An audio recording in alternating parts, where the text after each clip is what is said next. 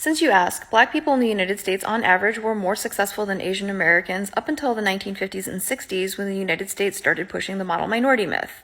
If you look at census data from the 1940s, black people were earning significantly more than Asian people.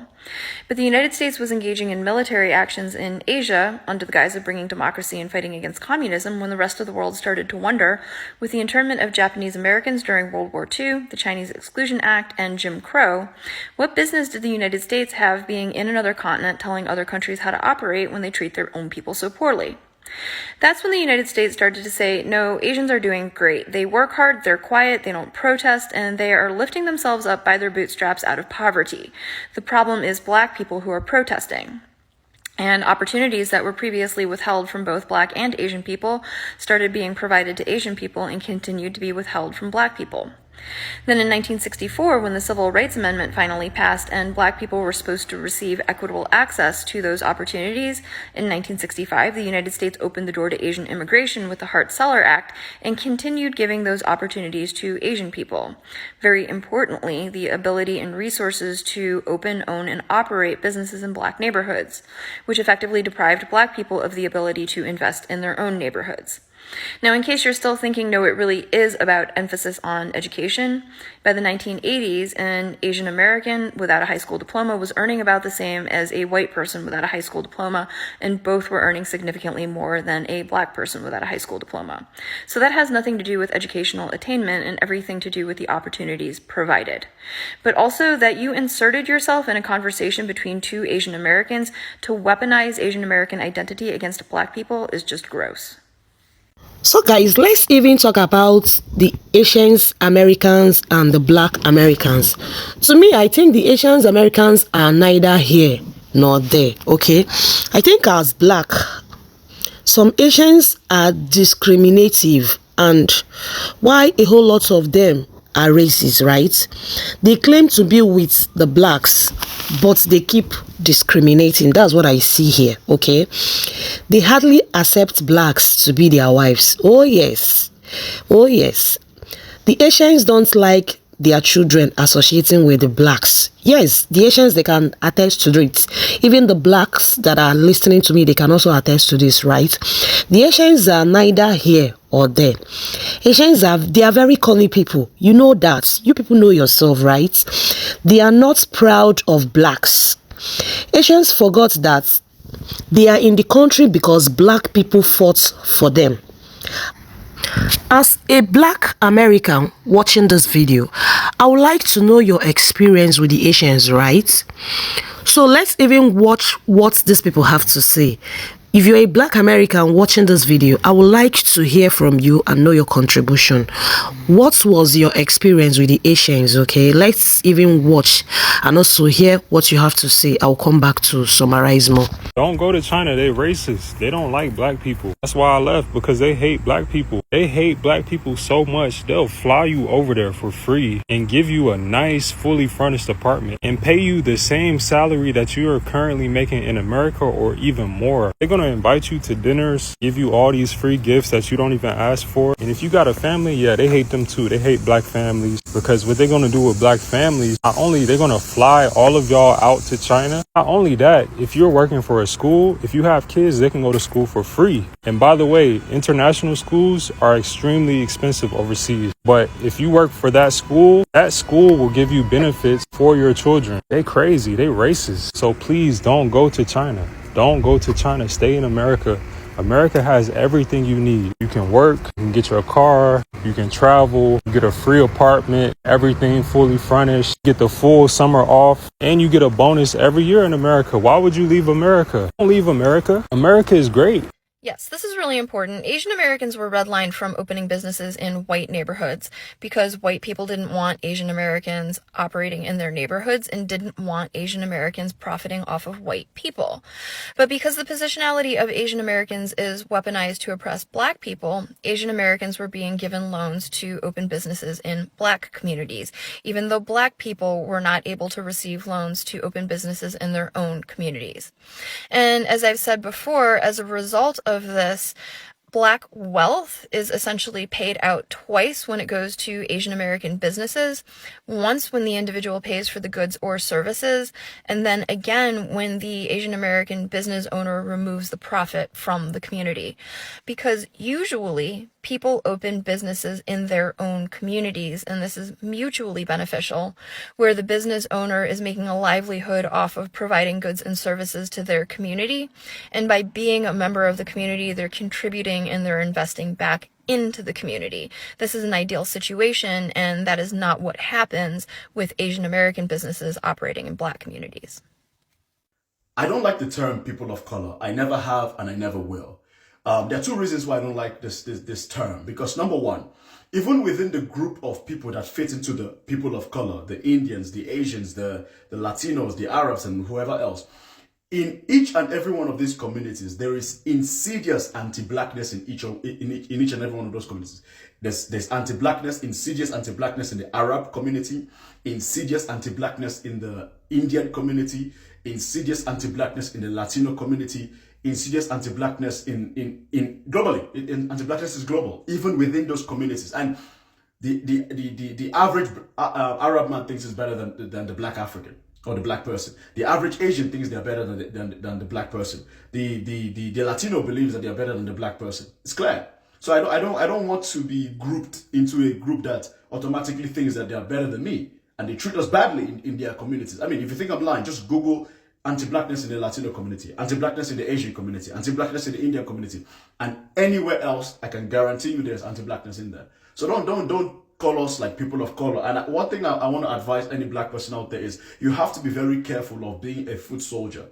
And this is something I've seen a lot of Black people do, is like automatically playing the advocator for other communities that would never ever advocate for you. And I think I've seen a decline in Black people globally being a mouthpiece for battles and fights that don't involve them, and fights that other communities will never fight for you. You know, I'm so happy I've seen a decline in advocating for Palestine from Black folks, at least on my FYP anyway. So that's good. Mind your business. Focus on your own concerns. Because how many Arab people are advocating and protesting and marching for Congo? How many Asian people are advocating and marching for Congo? I'm not saying it's not happened. It's a dot. How many Arab people are advocating for Congo? At the scale in which Black people advocate for others, it's even if it exists, it's a very small minority, a small group. Add that to the anti-blackness that is insidious in each one of those communities. I don't consider myself a person of color. Bullshit, because there's no unity in there. Because even those groups, they love to see us at the bottom because it makes them the model. It makes them the, I'm better. You know what I mean? So I don't believe in it, and I never will. And if you still believe in it, I hope this video wakes you the fuck up. And number two, the reason I don't believe in this people of color term is because isn't white a color? Why is it white and people of color? White is also a color. So why isn't white there? You understand? And if you don't look, this is white. If you don't look like this, then you're not white. This is color white. I mean, you cannot be looking not like this and say you're white. You're not white. You are, I don't know, pink. Really light yellow, but this is not white. So that's why. And I don't know why I'm making this video. I'm guessing just to share my thoughts on picking person of color. It's a fraud. It's a lie. Don't believe in it. It's bullshit. I'd gotten a lot of really supportive messages on the one video I made with anti-blackness in anime, but I also did get a disappointing number of people who chose to overlook what I was saying to instead say, like, why do you even care? Like, you're Asian. Why do you care if, like, about racism toward Black people? Like, and I think you shouldn't have to be personally invested to care. As a kid, I didn't really learn about anti-blackness at all, and it was only when I got older and I was looking into my own history as Asian Americans that I realized how much we gained from the African American civil rights movements. Our first leaders in the Asian American civil rights movement were heavily inspired by the Black Panthers. In fact, some of them were even members of the Black Panthers. This man here is Richard Aoki. He was one of 3 Japanese Americans who joined the Black Panthers. Especially in the 1960s and 70s, there were many Japanese Americans involved in civil rights activism, like Richard Aoki, I just mentioned, Yuri Kochiyama, Mike Tagawa, I believe, and part of that was from their experiences of internment. Even today, Japanese Americans remain one of the most progressive ethnicities of Asians in America. And I do want to reemphasize that you shouldn't have to get personal benefits from something in order to empathize with that cause, but I want to just really drive home how much Asian Americans have benefited from Black Americans. For instance, it might be hard to read this, but Langston Hughes is here speaking and criticizing the use of the atomic bomb. He basically believes that it would not be used against white countries. Now, obviously, the atomic bomb has not been used again since it was dropped on Nagasaki, but he had valid reasons to fear that. I mean, General Douglas MacArthur was very much of the mind that we should just nuke Korea off the map and that would solve the communist fear during the Korean War. And Martin Luther King, in his 1967 address, I believe, in this address he spoke to recognize the horrors and the tragedies that Vietnamese people had to face during the Vietnam War. Malcolm X, friends with Yuri Kochiyama, was also an advocate against the use of nuclear weapons in Cold War Asia. I'm not trying to say this in order to diminish any racism that and prejudices that the Asian American and African American community have had against each other throughout centuries. But what I am saying is that we ultimately have a common struggle and cause against white imperialism, and that trying to constantly blame one side or the other and buy into white supremacist ideas is harmful to everyone. This page is from the Nadia Kim's book Imperial Subjects, and she speaks about how even Korean soldiers and civilians noticed the difference in treatment that white soldiers and black soldiers received. And additionally, they showed that they felt a little more companionship and fraternity with Black Americans than with white Americans based on similar experiences of oppression. And some people are going to accuse me of cherry picking, and I do agree. I am picking out examples that support my idea that Black people and Asians can be allies for each other. There's been plenty of examples of crimes against both sides by either party, but I don't think that that ultimately should be what we allow to characterize our community's relationships with each other. And especially as an Asian American, I've firsthand benefited from a lot of Black movements. I mean, when I was a child, I grew up in a predominantly white space, and I would be a little distant from other children of color because I was worried about becoming a bigger target for harassment and racism that I faced a lot. And as I got older, I went to a high school that was, 51% Black. It was very diverse, and that's where I first learned to really love and accept myself. And it was because oftentimes owed to these friendships I'd formed with Black women. And as somebody who is dating a Black woman, I feel like it's my duty. Like I've been her friend for years before we were dating, and I think I do need to learn more about my partner's community in order to be a better um, support for them. And I think that too many of us don't really consume content outside of our specific niches, or we only want to learn about things that we find directly applicable to ourselves.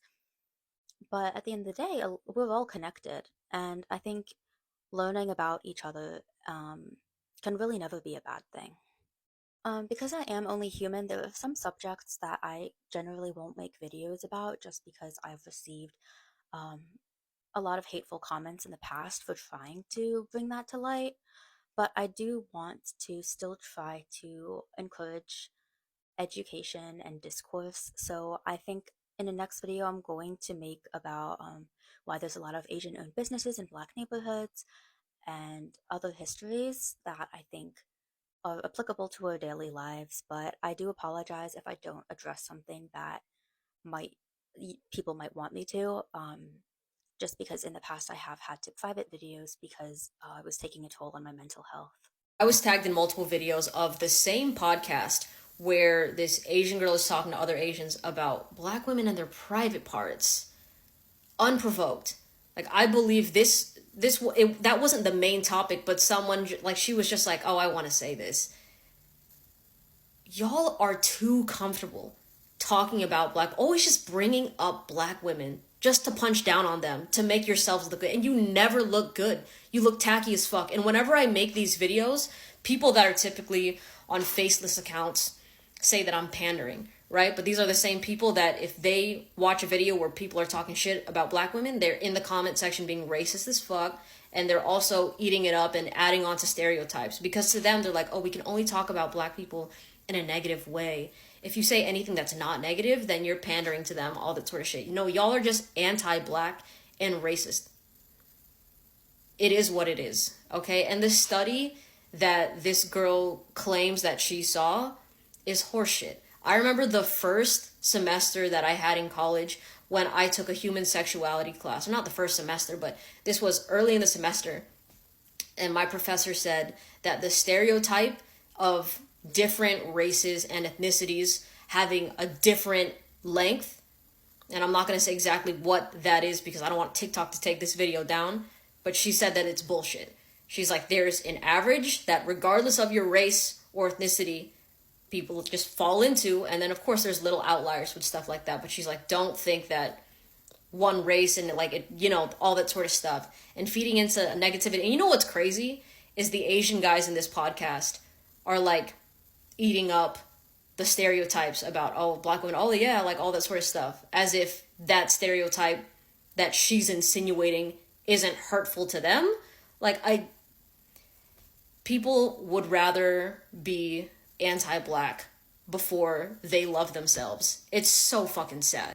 So I was having a conversation with a friend yesterday, and we were talking about Caribbean cultures, and Black American culture came up, and he was talking about how, you know, Black Americans don't have a culture.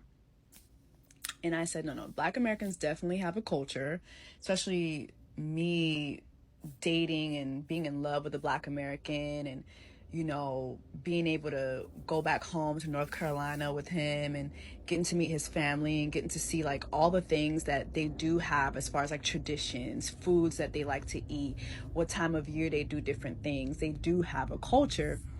And I had an epiphany when he was saying that, but I didn't get to say it in the moment because the conversation was going so fast. But I had this epiphany that as a Canadian-born Haitian woman living in America, everything I'm able to do is because I'm living within Black American culture. When I think about my career and all the big things that I've done, Black Americans have been tied to that. My first big network job was at BET, and that was because of a Black American woman by the name of Tanya Hoffler, who's been in the business for years. She saw something in me and she gave me that opportunity. And mind you, she gave it to me at a time where people in my community were telling me how I wasn't gonna be anything and I ain't shit and I'm a nobody. And they were doing all this because I had asked the DJ to stop tagging me in promotional flyers for parties that he did not want to pay me to attend. And their response to me was, you're nobody. Meanwhile, a Black American gave me a job at a major network. I have a job with Hulu right now, and that came from Black Americans. I had a podcast for rap shit called Chat Shit, and that was on HBO. And you know why I was able to do the Chat Shit podcast on HBO? It was because of Issa Rae. That was her show, Issa Rae, Black American. I have been able to thrive because Black American culture exists. And I think that a lot of us that are, you know, Haitian or Jamaican or Nigerian or whatever, African, or even those of us who are Afro-Latino, or even those of us who are not Black, who get to profit off of Black culture more than actual Blacks get to profit, you really have to give Black Americans their flowers, because a lot of us would not be able to thrive the way we do in America if it wasn't for Black American culture. We literally live off of Black American culture while we live within it. I'm literally a Canadian-born Haitian woman living in America, and I get to pay my bills off of my personality, off of the things that I say, and that is because of Black American culture. within the Haitian culture, the things that I say is very not accepted. You know what I mean? And me being able to be bold and confident and say the things I want to say and say what I really want to say, when I want to say it, how I want to say it, that is because of the Black American culture. And I will always be thankful for that. And I think that those of us who are not Black American, but living here, especially those of us who are living here, we have to honor Black Americans. This is their fucking land. This land is their land, and we're on their land. We are on their shit. So give them their fucking flowers. This couldn't be farther from the truth. In fact, our greatest allies have been the Black community. Black and Asian solidarity has a long, long history. And that's not to erase the examples from both sides of intolerance, hate, and violence. But at our best, we have long fought alongside each other, such as Frederick Douglass advocating for Chinese and Japanese immigration in 1869. Or when Henry Turner and Ida B. Wells spoke out on behalf of Filipino freedom fighters. Malcolm X, Muhammad Ali, Martin Luther King, and many Black protesters condemning the violence and war in Vietnam. Japanese Americans fighting alongside the Black community to repeal the Emergency Detention Act. The powerful relationship between Yuri Kochiyama and Malcolm X. Grace Lee Boggs and her husband James Boggs. Jesse Jackson, the NAACP for Vincent Chin. And the majority of Asian Americans who support the Black Lives Matter movement. My content is about anti-racism and anti-oppression in the United States in particular, and because our liberation is tied together, the way that a person like me can contribute to dismantling systems of oppression is by listening to, learning from, following the lead, and amplifying the voices of the people who understand those systems the best. And unfortunately, the people who understand those systems the best are the people who have experienced the most harm, which in the United States is Native and Black Americans. The other thing is, as an Asian American, in the United States, Asian American positionality is weaponized to cause harm to Black people specifically, for example, via the model minority myth. So a lot of my content is about acknowledging and addressing anti-Blackness among Asian Americans and talking about how to fight against our weaponized positionality by not aligning with whiteness and not subscribing to white narratives, in particular about Black people. If I failed to do that and I were to focus only on anti-Asian discrimination or xenophobia, that can actually contribute to divide and conquer. That's how you wind up with Asian Americans who signed on to dismantle affirmative action. That's how you wind up with Asian Americans who fall for misinformation scapegoating Black people for the increase in anti-Asian violence. That's how you wind up with measures like the anti-Asian hate crime bill, as opposed to advocating for a hate crime bill that would benefit all marginalized people the way the Emmett Till Anti-Lynching Act benefits all people. But the only way that I can do that is to speak out candidly against anti-Blackness. Now, as a side note, she, her pronouns are fine with me, but I am non-binary. Generally speaking, if you are somebody that is not okay with, please block me or do whatever you need to do to not interact with me, or if you need my help, I can block you too. Majority of the Asian business community is extremely exploitative and racist towards Black people. Okay, let's address this. My initial reaction to this was one of defensiveness and anger, and I'm sure many of you guys felt the same. But we should not disregard some very valid points that this creator makes. We do have a problem with anti-Blackness and colorism within our community. We see that with the discord between ethnic groups within our own community, and that translates out to how some of us treat people with darker skin outside of our community as well. Obviously, it's not all of us because we're not a racial monolith, but I have seen it, and I know you have seen it too. I think we tend to tense up when we hear other people calling out our community for racial prejudice. It's natural to feel defensive because the majority of us are not actively trying to hurt other people. But I think we have to understand that as human beings, we all have some sort of racial prejudice towards others. We're born into a racist society. We have had racist stereotypes hammered into us since birth. But we really need to make a good effort to listen, because if we don't listen, we can't be better for our own community and we can't be better allies. I have more to say in part 2. Did you ever notice how the model minority myth is only ever weaponized in one direction to harm Black people? When Black people are being compared to Asian Americans, then the hard work ethic and the emphasis on education are values that Asian Americans possess that Black people need to aspire to. But when white people are compared to Asian Americans, suddenly those same values are described as toxic. Black parents are told that they need to put more emphasis on education and discipline the way Asian American parents do, but with respect to white parents, suddenly Asian Americans are abusive, authoritarian tigers. tiger parents. And black students are told that they need to study harder the way Asian American students do, but with respect to white students, suddenly it's unfair that they have to compete with the overachieving, nerdy Asian American students who lack social skills and were raised by the abusive, authoritarian tiger parents. And this is because the model minority myth is not something that was invented by Europeans about Asians. It is something that was invented in the United States about Asian Americans so that the United States could rehabilitate its reputation after the internment of Japanese Americans during World War II and to justify continued discrimination against black people. Because according to the model minority myth, what black people do is never enough, and what Asian Americans do is too much, because we live by a standard of just white. As an Asian American, I'm often asked, why do I focus so much on the advocacy work of Black Americans? And it is because their advocacy work is always inclusive. The Black Civil Rights Movement did not just benefit Black people, it benefited all marginalized people, and it is the reason why I, as an Asian American, have civil rights. Also, throughout Asian American history, Black Americans have consistently held space for including us in their advocacy work.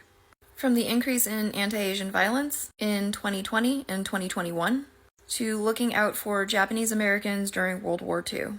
Going all the way back to 1869 when Frederick Douglass delivered a speech arguing that Chinese should be allowed to immigrate. Oh yes, I think the bottom line is this. This is more about racism. I think racism has pitted communities against each other. In reality, both groups face discrimination, right? Both have stereotype placed on them. Some Asians are praised as successful minorities to make black people look like successful, right? To me, my black brothers and sisters, I think this is false comparison, because resentment and reinforcement stereotypes, right? One thing Asians forgot to know is this: Black Americans are descendants of enslaved Americans, right? And have faced systematic racism for centuries, right? Back in the days, Black Americans paved way for Asian America, whether they like it or not, by winning civilians' rights, opening immigrations, inspiring activism, and standing in solidarity for Asians, right? Without the Black civil rights movement, Asian Americans would not have the freedom and opportunities they enjoy today. And guess what? The Asians, they know all of this, but they won't accept this, right? If you're my Black Americans, if you're my Black people, my Black brothers and sisters watching this video, let me know what you have to say, your experience with the Asians back in the days, you know. Let me even get to hear from you, your experience, how and what you've been experiencing with the Asians currently. Let me get your feedback in the comment sections. If you're new on my channel, please do well to subscribe to this channel, and don't forget to like this video. See you in my next video.